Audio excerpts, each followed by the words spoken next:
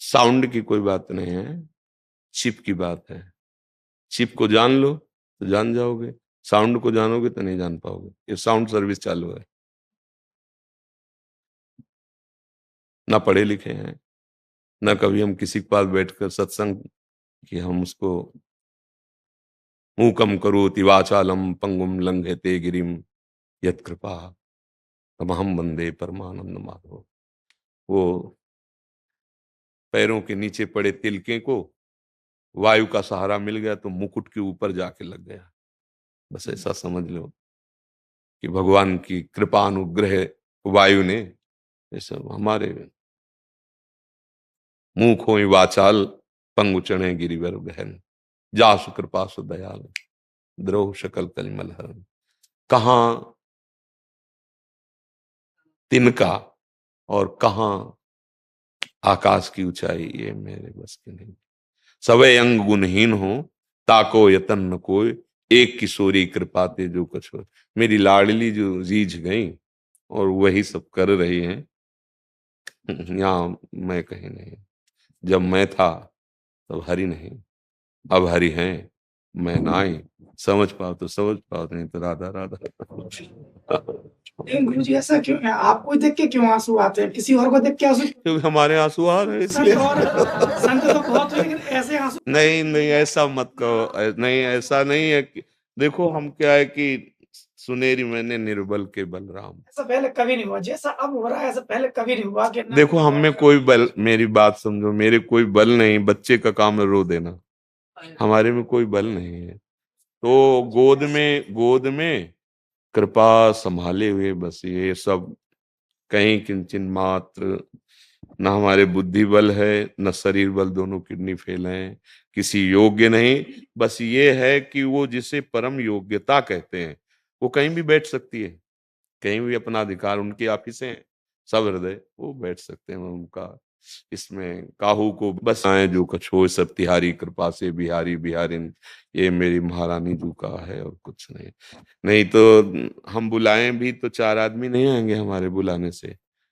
वहां 2 किलोमीटर जहाँ गेट से निकलते हैं यहाँ तक बच्चे बूढ़े सब जवान सब, तो हम जब उनके दर्शन करते हैं सबके ना, तो हमें सिर्फ लाडली जू का दुलार दिखाई देता है कि मेरे प्रियाजू इतने रूपों में मुझे प्यार कर रहे हैं।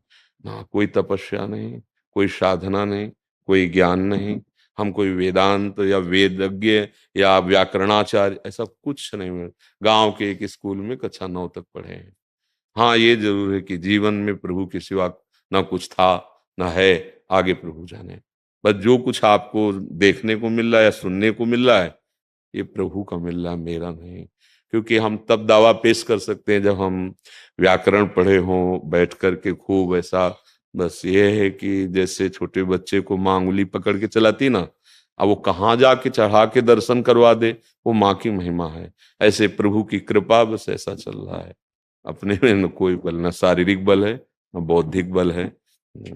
हमसे कहा जाए प्रश्न का उत्तर, तो हम खुद सुनते हैं प्रश्न का उत्तर। सच्ची मानो ना, प्रश्न का उत्तर जैसे हुआ तो उसे हम खुद सुनते हैं कि कहाँ से कैसे प्रभु दे रहे हैं। मेरी क्षमता नहीं कि मैं उसका उत्तर दे सकूं। बस इतना अगर समझ पाओ तो समझ लो, नहीं तो राधा राधा है। तब हम चिकित्सक हैं, जब बच्चे को बचाते हैं एकदम न्यू बॉर्न बेबी को, जिसको कि कोई ज्ञान नहीं होता है, तो फिर जैसे राधा राधा करते हुए करते हैं तो उसमें से कुछ बच जाते हैं और कुछ सर अपना प्रयास बचाने का होना चाहिए। सर जैसे आपने कहा था कि वो जो 7 घंटे के अंदर वो हो जाते तो उनकी गति बच जाती है अगर उनके कान में आवाज चला गया। हाँ पक्का पक्का पक्का, इसमें कोई संशय नहीं। हाँ अपना प्रयास बचाने का है, और जब हम राधा राधा बोल रहे हैं ना तो उस जीव का निश्चित कल्याण होगा, इसमें संशय नहीं करना चाहिए।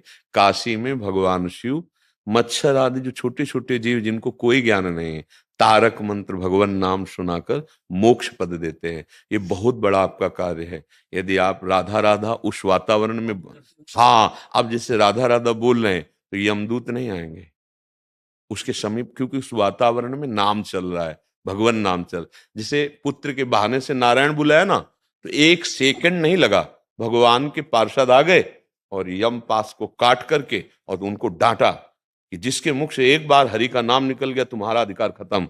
तो आपने तो राधा नाम सुना दिया, अब उस जीव का परम मंगल होगा। अगर जन्म भी होगा तो ऐसी जगह कुलवान, श्रीवान और भक्ति संपन्न जहां उसका परम मंगल हो जाएगा। बस अपना उद्देश्य बचाना और उसका मंगल करना है।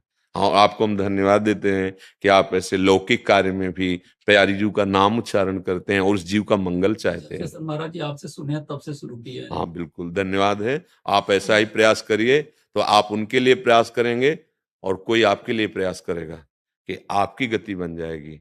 ध्यान रखना, जैसे आप व्यक्त केवल मनुष्यों को देख रहे हैं, ऐसे अव्यक्त महात्मा हैं, ऐसी सामर्थ्यशाली हैं कि हर खोपड़ी को देख रहे हैं। आप जरा सा भाव बढ़ाइए तो आपको दर्शन होने लगेंगे। बड़े बड़े महापुरुष यहाँ हैं, अव्यक्त महापुरुष हैं। ये सृष्टि ऐसी नहीं, बस 3 गुणों से संचलित हो देखते रहते हैं। सृजन होना, संहार होना, पालन होना, वो निरपेक्ष रहते हैं। और जहां कोई निकलना चाहता है बस उसको पर उनकी कृपा हो जाती है। ऐसी कृपा हो जाती है कि वो फिर सतमार्ग में बढ़ता चला जाता है। अगर महापुरुषों की कृपा ना हो तो हम इस दलदल से निकलना भी चाहे तो नहीं निकल सकते। जैसे दलदल में ना स्वयं निकलना चाहे तो और धंसता चला जाए। तो जरूर महापुरुषों की कृपा होती, वचन के द्वारा, दृष्टि के द्वारा, संकल्प के द्वारा। 3 प्रकार से कृपा दृष्टिपात होता है। जो शक्तिपात जिसे कहते हैं ना, हाँ, वचन के द्वारा होता है और दृष्टि के द्वारा होता है और संकल्प के द्वारा। हृदय प्रसन्न हो गया सुन के, मान लो किसी का, बस आशीर्वाद मांगने की जरूरत नहीं होती, वो अपने आप, जैसे मैया अपने बच्चे को दूध पिलाती हो, दूध पी लेना तो मैया को प्रसन्नता होती। स्वस्थ होगा बच्चा, पौष्टिक पदार्थ पाना उसका, लेकिन मां को सुख मिल रहा है। ऐसे संत होते, आपका कल्याण हो गया, आप दुख रहित हो गए, आपसे निष्पाप प्रवृत्ति जितनी है वो जागृत हो गई, पाप नष्ट हो गए। संतों को सुख होता है, इस जीव का काम बन गया, ये अपने स्वरूप में आ गया, ये भगवान को प्राप्त हो गया। वहां तर्क वितर्क, लड़ाई झगड़ा, ये सब बौद्धिक स्तर होता है। भगवान की प्राप्ति के लिए सरसता, मृदुता, दैन्यता, ये भाव होते हैं। आप चलो, भगवान की बड़ी कृपा है आपको।